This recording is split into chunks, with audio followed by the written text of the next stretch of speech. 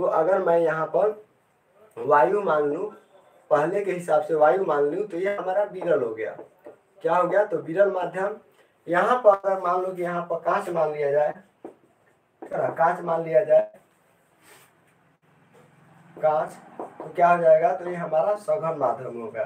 क्या होगा? तो सघन माध्यम। हर बार हम लोग समझ रहे हैं। तो यहाँ पर हम समझते हैं कि जब प्रकाश की किरण विरल माध्यम से सघन माध्यम में जाती है तो अभिलंब की ओर मुड़ जाती है। तो यहाँ से किरण जो है तो यहाँ बनना चाहिए, लेकिन ये किरण क्या हो जाएगा? ये किरण यहाँ बनेगा। किरण कहाँ बनेगा? तो यहाँ बनेगा। इसको हम क्या मानते हैं? तो ये जो है सो हमारा ये क्या है? तो आपतन कोण है। ये क्या है? तो आपतन कोण है, ठीक है ना। ये देखा जाए तो क्या है? तो आपतन कोण है, ठीक है ना, आपतन कोण हो गया।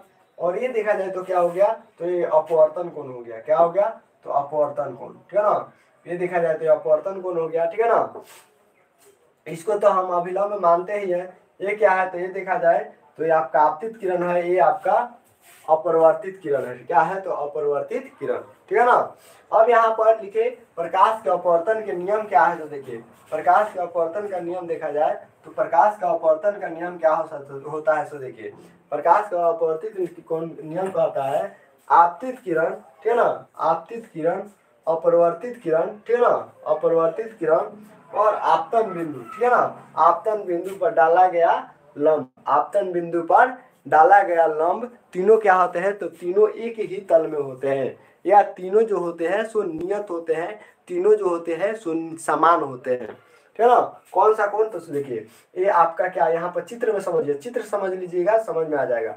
सभी बच्चे बताएंगे, क्या आपसे ये चित्र बन जाएगा? सभी बच्चे बताएंगे आपसे क्या चित्र बन जाएगा? आप लोग तो चित्र इसको आसानी से बना लीजिएगा।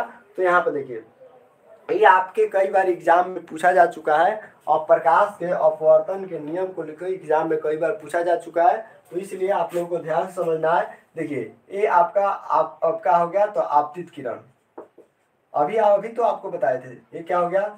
तो ये आपतित किरण, ठीक है ना, आपतित किरण, ठीक है ना। तो यहाँ पर आपतित किरण हो गया, ये आपका अपरिवर्तित किरण हो गया और ये आपका अभिलंब हो गया। तीनों जो होता है सो एक ही तल में होता है। यहाँ पर क्या लिखेंगे?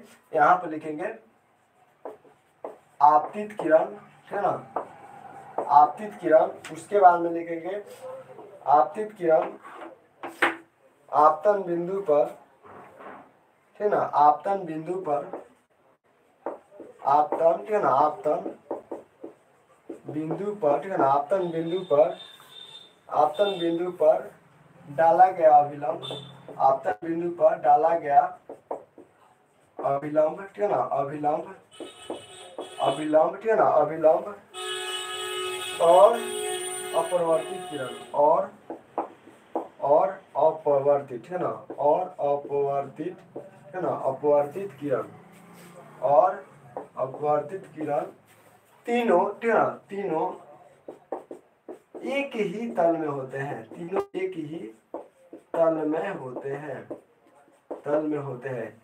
या लिख सकते हैं तीनों एक समान होते हैं, या लिख सकते हैं तीनों एक समान होते हैं, तीनों एक समान होते हैं, ठीक है ना। जैसे यहाँ पर ये आपतित किरण हो गया, ये जितना है उतना ये परिवर्तित अपवर्तित किरण होगा और ये आपका अभिलंब होगा। तीनों क्या होगा? तीनों यहाँ पर देखा जाए तो तीनों आपका एक ही तल में होता है, ठीक है ना, एक ही तल में होता है। दूसरा नियम क्या कहता है? सो देखिए दूसरा नंबर कहता है, ठीक है ना, दूसरा नंबर कहता है किसी माध्यम में, ठीक है ना, कह रहा है किसी दो माध्यम में, ठीक है ना। दूसरा नंबर नियम कहता है किसी दो माध्यम में, ठीक है ना, किसी दो माध्यम में देखा जाए तो किसी दो माध्यमों को, ठीक है ना, किसी दो माध्यमों